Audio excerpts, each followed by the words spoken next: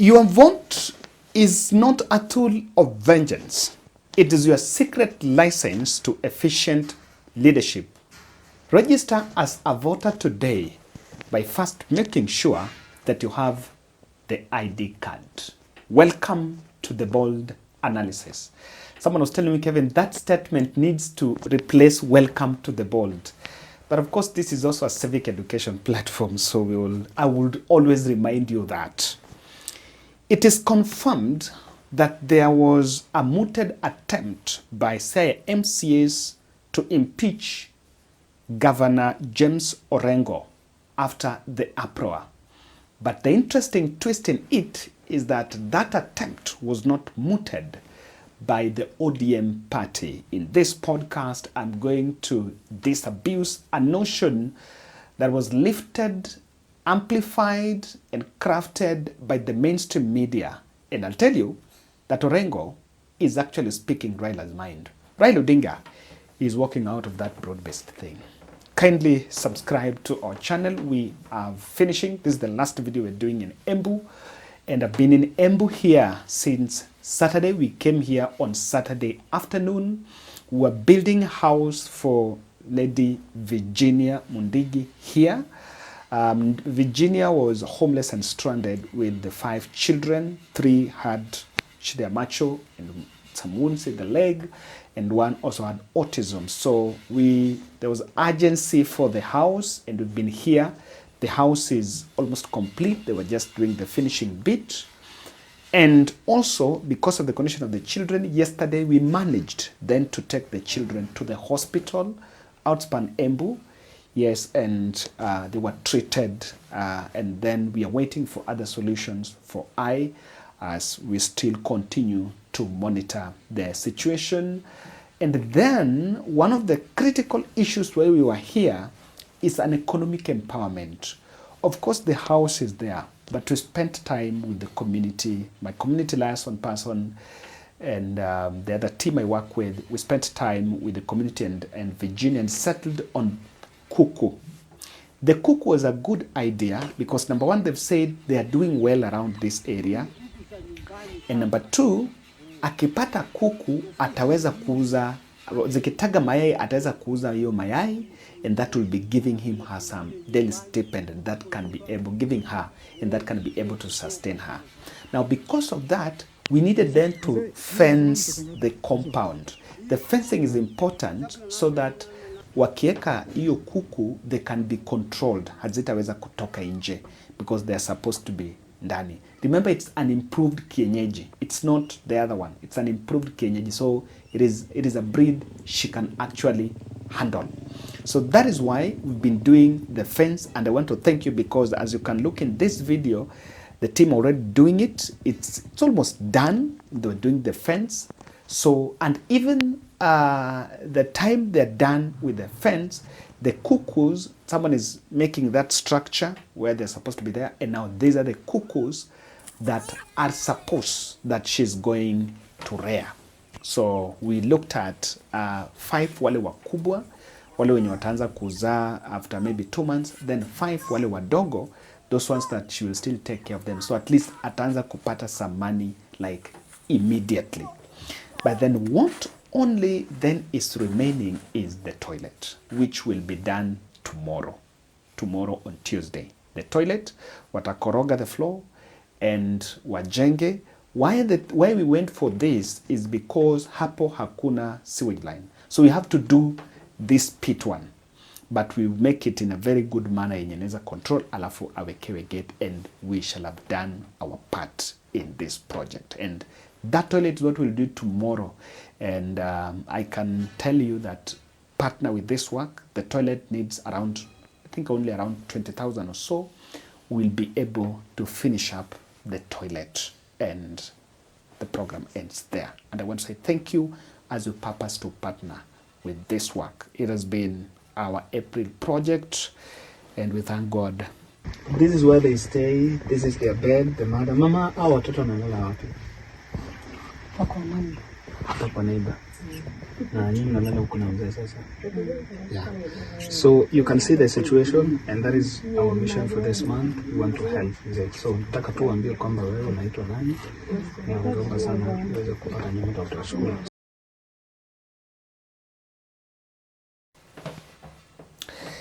There is no rift between Orengo and Raila.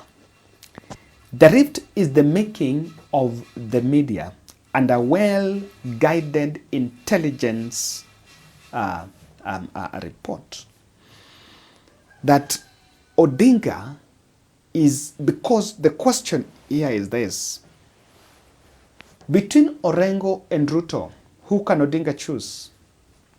And the intelligence in Western is that ground imekata. Ground imekata. And I want to demonstrate to you that there are no two camps. There are no two camps between Orengo and Raila. What Orengo, Sifuna, the Nyongo, Kaleba Mrs. are speaking is Raila's mind. And there was a clip of a gentleman who was saying that it is not what Raila, what the others are saying is what Raila is saying. And someone should not lie to characters that there is any camp between the two. Sifuna and Orengo spoke at the same event during the George burial in Dori in Siaya. But you would then question, why did the media choose to attack Orengo and even create the rift narrative while Sifuna remained? I've seen this question from this young man. Listen to a couple of these videos here. Okay, fine. Let's conclude that it's true. James Orengo disrespected his party leader, Raila Odinga. But let me ask you, then who is Edwin Sifuna? Because if there are people who don't trust the president, is Edwin Sifuna. He has never ever believed in anything that the president says. In fact, he has gone as far as threatening the president and telling him that if you behave the way you are behaving, if you continue doing evil, whatever you are doing, you'll be a one-term president. In front of Raila Odinga, and he's seated next to William Ruto. So I'm like, you know, have you ever gone in a home where there is a very funny and rude kid that whenever the guests are around, that kid will never drop down the remote? So the kid will be walking with the remote from one seat to another and with a knife in the other hand. And when you decide to switch to KTN, that kid will switch to Nickelodeon or Cocomelo. So if you became fed up and you'll be like, no, this is funny, this kid is misbehaving, you go and grab the remote, the kid will be like, I'll stab you. Then when the parent come and be like, please don't touch him, he will cry. Yes, have you ever had such kind of things? So that kid is Sifuna that I'm talking about. Sifuna will do anything and Raila Odinga will do nothing. So if you go as far as going after Orengo, whom you think is the first son in this home, Sifuna is the last kid, and whenever he speaks, people listen. ODM came prepared. And if by the time Kenya Kwanza wakes up, it will be too late. So please, don't go after Orengo.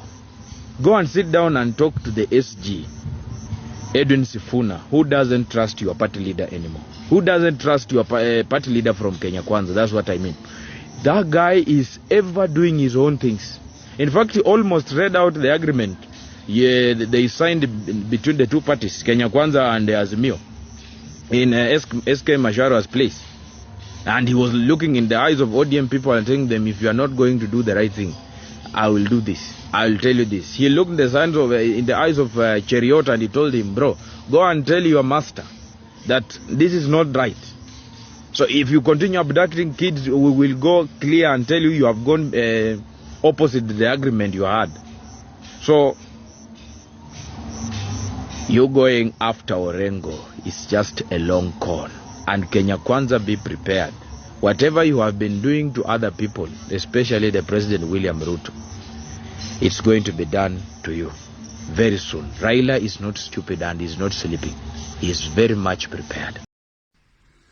I have seen people saying James Orengo is disrespecting Raila Amolo Odinga. Ati Raila ameambia watu wafuate Ruto, and James Orengo amekataa, amesema Ruto is a one-term president. Let me shake your mind and ask you a very simple question. And where does Edwin Sifuna, Secretary General of ODM, gets the courage and the guts to tell Ruto on his face, kama baba ameketi hapo, that Ruto will go home? Where do you think Ruto, Sifuna is getting the guts and the courage? Do you know who is Raila in ODM? ODM is Raila Amolo Odinga. The reason you see when they are saying that, people like Professor Anyang'o can only keep quiet. But when they talk, like they talked in Western, when people are saying, oh, Sifuna, you are saying things, he told people in ODM to shut up. That when they see ODM and they see Sifuna, they see the future. That one could have told you a lot. A lot. I'm telling you, Raila Amolo Odinga is a Kenyan. Leave alone that he's the head of ODM, he's the opposition chief, or whatever names you can call him. He's a guy who has family in Kenya. He has a guy who has investments in Kenya. He knows he cannot live forever. But he...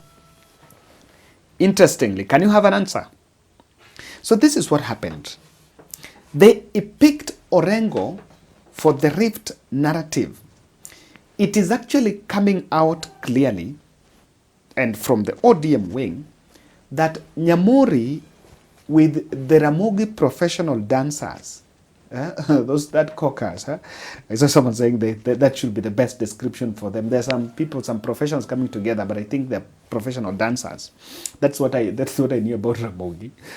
Are not speaking on behalf of Raila. They came out and said that Orengo disrespects Raila, and so Orengo needs to be impeached because he disrespects Raila. No. No. They're not representing Raila. That Ramogi professional dancers was a state-aided team, facilitated team, right from Ruto's circle to project a narrative that because Orengo attacked the broad-based and Raila never responded about it there, Raila loves Ruto broad-based deal that he even wants Orengo to be impeached, which is a total lie. The truth of the matter is this. Raila has called a meeting, a crisis meeting, with the ODM leaders and rank. And the only leader in ODM in this country who can face Raila in the face and tell it, Woda Joma, that is wrong, is only Orengo. And sometimes we look at things happening in the political arena around ODM and we pray and we ask, why did God take Otieno Kajwang? Why did God take the Otieno Kajwangs? Because Raila was left with a bunch of jokers here. Raila was left with a bunch of jokers. I don't know Junet, I don't know Kaluma, I don't know Atandi, with a bunch of, a bunch of jokers. And if I want to tell you that there is no rift, what Orengo is speaking was a very close ideology, and it is what Raila should say, but Raila cannot say it because he wants to eat. He wants to have its cake, he wants to have the cake and eat it. Can you listen to Kajwang? One thing must be made clear, that to build a political movement of the stature and nature of ODM is no mean task. And therefore, ODM shall remain and ODM shall be on the ballot in 2027. That is a plan, that is a strategic plan of the party. Political parties are formed so that people can compete on the basis of policies and ideologies, and the person with the best ideology carries the day and implements them for the betterment of the people. Right now, we are conscious that elections are still 2 years away, and the challenges that this country faces requires us all to work together. It requires us all to be on the table. And this is the reason why we got into the broad-based government, because we realized that if Kenya Kwanza was allowed to continue running the country unilaterally as they did, then the politics of exclusion that has been a problem in this country was going to be perpetuated, and that there would be certain parts of this country that would be starved of development. And that is why our party leader agreed to partner with William Ruto to stabilize the economy and to deal with the unrest that followed the finance bill. But we still are a distinct political movement, and in 2027, ODM will field candidates across the country, and depending also on the political dynamics then, we still expect that ODM will have a presidential candidate at the ballot. Now, for those with dissenting voices on broad base, we fought for opening up of the democratic space so that everyone can be given an opportunity to express themselves. I would not want to join this bandwagon where people are calling out someone like Governor Orengo or Sifuna for saying certain truths. We cannot be a choir, praise and worship choir as ODM. Those are not the values that ODM stands for. Now, that's what Kajwang is saying is the real thing. And what Ruto has done, and I want to tell you that it is true, the deal did not involve a 2027 presidential bid. But the president and his team has critically used the deal to run a 2027 endorsement push. And to best confirm that, over the weekend, Ledama Olekina, who I've told you is the person who Ruto Access, actually Ruto Access wanted Ledama to replace Sifuna as the ODM Secretary General.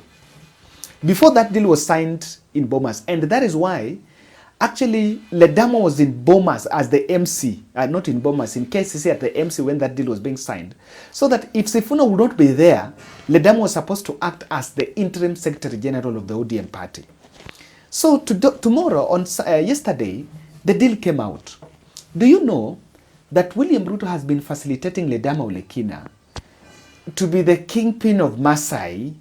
So sometime last week he was giving some bowls to take to Kajiado, and it was just from Kajiado. He was giving bowls and then was saying he's doing some empowerment, then is the Masai kingpin. So on Sunday yesterday, he hosted William Ruto and made a speech there about he's going to lead some 1.4 million Masai to William Ruto. Mimi nikisimama hapa, unajua mimi ni mtu wa Raila damu. Lakini nafurahia sana kwa sababu Mheshimiwa Ruto ameshikana na baba. Na aliposhikana na baba, mimi nikaambia baba, sasa wewe wacha mimi nilete wa Masai wote pamoja. Hakuna hata mmoja ataenda kando ya Mheshimiwa William Ruto sasa. Unajua mtoto akizaliwa, kuna wala watoto wanazaliangu ambaye huyu anangoja aambiwe afanye kitu. Na kuna ule mwingine ambaye anaangalia mahali tunaenda, yeye anaamuka anaenda anafanya. Ledama ni ule ambaye angojei kuambiwa, anaenda kufanya kwa sababu hapo tu ndio Kenya iko. Na ile kazi yote, unajua juzi nimeenda Kajiado. Watu wakasema Mheshimiwa Ruto ndiye alituma mimi. Mimi nataka kuambia His Excellency hakunituma mimi huko. Mimi nilienda huko kwa sababu nimeona njia. Nimeona ile njia ambaye Wamasai wote wanatakiwa wapite ili tuweze kupata rasilimali zetu. Unajua sisi tukisimama hapa, Wamasai wote wa Kenya, kura zetu haziwezi shuka chini ya 1.4 million. Na unaona kama Kalonzo anakimbia huko, anasema Wakamba wake 1.4, hata sisi Wamasai tutaenda mpaka kutoka Marsabit mpaka Kajiado na tutakuwa na hiyo 1.4 na tutasupport William Ruto na Raila Amolo Odinga. Na hiyo tu ndio tunataka kufanya. That kind of deal is thriving on that Raila. So Raila, you know what was the objective of Raila is, if I am with Ruto as ODM, then we go as ODM. But Ruto has cunningly gone behind Raila and is now going for, let me pick Ledama there. This one should be my, Rift Valley. This should be my Masai kingpin. Let's go to Mombasa. He's trying to get Sheriff Nasir there to be the coast eye. You see the kind of maneuvers. Let's go to Western. He's trying to quote Fernandez Baraza and telling Baraza, you know, ODM, I'll not present you a competitor under UDA. So that kind of politics that is going on has rattled Raila. Whatever I'm telling you is it. And Nyanza is tough. The people are not boarding, and several opinion shapers are coming out boldly to tell Odinga and his cohort that we are not going to board that boat of broad-base. So Raila is walking a tightrope. And I can tell you the meeting, the crisis meeting, that what they want to clarify and the fire that was ignited by Orengo and Sifuna was intentional. And sometimes I want to ask you, tell me, Sifuna, Orengo, Nyungu, can you compare that team and Opondo Kaluma and Mohammed, Junet Mohammed? You know. And in fact, Orengo still wants to be governor. So this issue of thrashing to the national politics is I don't buy it, because give it to him. He's been very consistent. When the Supreme Court verdict came out, he represented Raila in court and he attacked the court. By that time, he was a very good person. And that time, Ruto team really saw him as an enemy. When Ruto wanted to impeach Rigathi Gachagua, Orengo went there and represented the president, and they impeached Rigathi Gachagua because they believed Rigathi Gachagua was bad. But when he comes and say that yes, on this broad base we are wrong, then all of a sudden it's not. Raila Odinga is getting an escape and is sending signals that mimi, hiyo kitu mnasema ya 2027 is not it. And I'm telling you, the clarification will be that, and that is why they're saying they will clarify what broad-based is. Broad-based is, government haiwezi kaa peke yake, tukikaa nje, government inaweza kubaliwa kwenda hivi, lakini 2027 tutaamua. And that is the thing. And I actually want to tell you why it is in the interest of Raila to walk out of that conundrum called broad-based. ODM party mojo is dying. Let me tell you. If ODM is going to give party tickets, and ODM is in bed with UDA, what will stop UDA from fielding candidates? Yes. What will stop UDA from fielding candidates? And if that will be the case, do you want to tell me that people are going to vote to support President Ruto? And Raila knows that. ODM is his house. The second issue, and this one my good friends, Professor Lukwama was telling me, Raila will be likely pushed to the periphery when he's around William Ruto. And he's a kind of a politician that when you study him, he always wants to be in the front line. Yes, he always wants the front line. And this is it. If Ruto is the presidential candidate, is the president, Raila cannot be the chief campaigner. Raila cannot be the king. Cannot make Ruto the king. Ruto is already a king. He will only use the state machinery to campaign. But where he would add more weight and more relevance is the opposition side, is the Ruto's opponent. And Raila knows very well that in 2027 he can be Ruto's opponent. Remember, even if the opposition candidate wins, he can likely work with them, even if this side. Even if Ruto wins, he can still make his way back if he wants to be in that government. The other issue is this.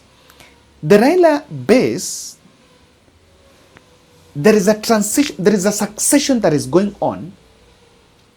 And if he is not active he doesn't play against Ruto in 2027, then Ruto is going to inherit Raila base free of charge after telling them that I've given you some cabinet agreements, some cabinet slots, and that will form Ruto's succession without him. I've explained it. The issue is this. Ruto must go is also a strong wave and you can't ignore it. And sometimes if you don't tread careful, it can also sweep you. And Raila is saying that. Raila is in this country. He's not an alien. He knows the people have refused. Watu wamekataa. Thank you. Tuonane kesho Nairobi man.